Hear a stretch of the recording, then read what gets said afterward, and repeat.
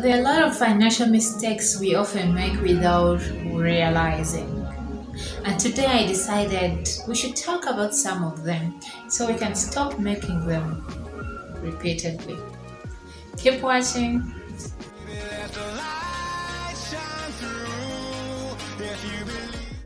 Hi, welcome back to my channel. If you're new here, my name is Modu. So one of the most common financial mistake we make is lifestyle inflection. Yeah, this is where we get excited when we get that car extra money, that car raise, when we get that car bonus.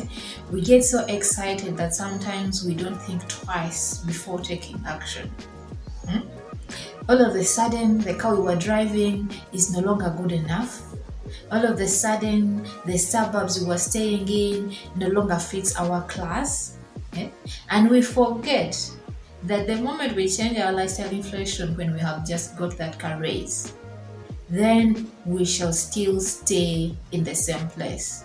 Because if you get a raise and you move into a more expensive apartment, you buy a more expensive car, that means all the raise you have got will be going on to catering those expenses. Like Robert Kiyosaki says in his book, Poor Dad, Rich Dad, some things are just liabilities. When you buy it, you're not going to be getting any income out of it, but you'll just be spending on it. So, let's be watchful about our lifestyle so we don't let lifestyle inflation get out of hand, because it's one of the biggest mistakes we always make. Secondly, buying a big house or a big car when you don't need it.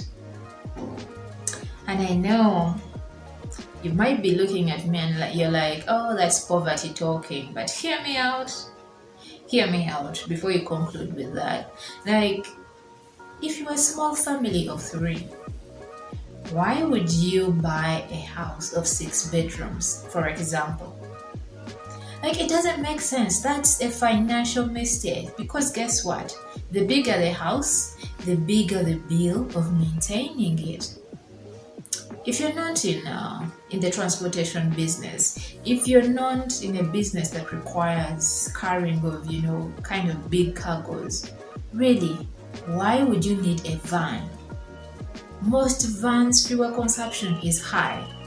So if you only need a car, for mobility within here and there, why would you buy a van? That is a big mistake, because it keeps eating into your finances. Price equates to quality. No. I don't know who brainwashed us to believe that, but that is so not true. You can find an item that is so expensive, but the quality is so poor. And especially when you get to brand names. Sometimes because it's a brand, people just automatically assume that it's going to be quality. Nope, not always. For instance, when let's talk about apparel. Sometimes you can find a good fabric, a very good fabric, a rich fabric at a cheap or moderate price. And then you find a very expensive fabric, which has very poor quality. Very poor quality. So don't make that financial mistake. It is never true. Don't be deceived. The higher the price, the higher the quality. No, that is not so true. So look out for your finances. Don't just assume that everything that is high priced is good quality. And then the other mistake that we make with our finances is we don't set specific goals. Finances, money is all about numbers. It's all about numbers. So you ought to have specific goals. You ought to know the numbers that you want to achieve. Waking up and you're like, I want to be rich this year. What does that mean? What does that even mean? What is rich anyway? When it comes to finances, you ought to set specific goals. Even in the Bible, God says, write your vision down on plain paper. Huh?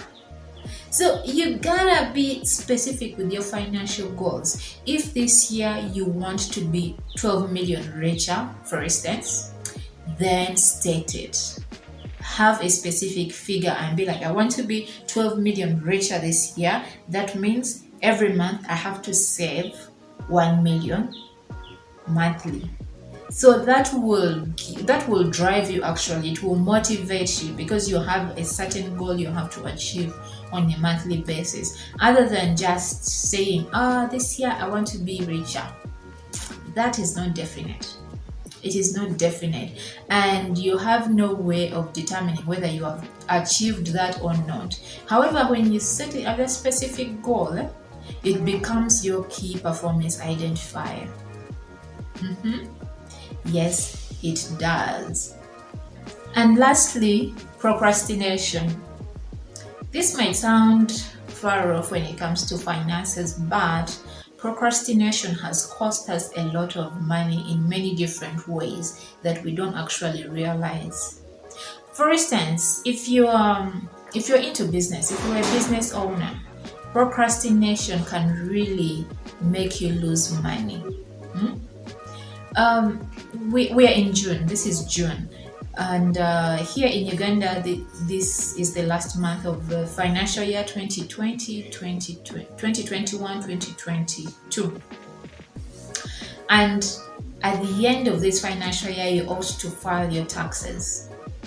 So if you have procrastination, if you're struggling with procrastination and you delay to file your taxes, within the grace period that is given, which is usually 6 months, you're given 6 months to file your taxes, whether you made 0 returns or not. 6 months are given to you as a time allowance. So if you do not file your taxes in time, you'll be liable to pay a fine of 200,000 every month that you are late.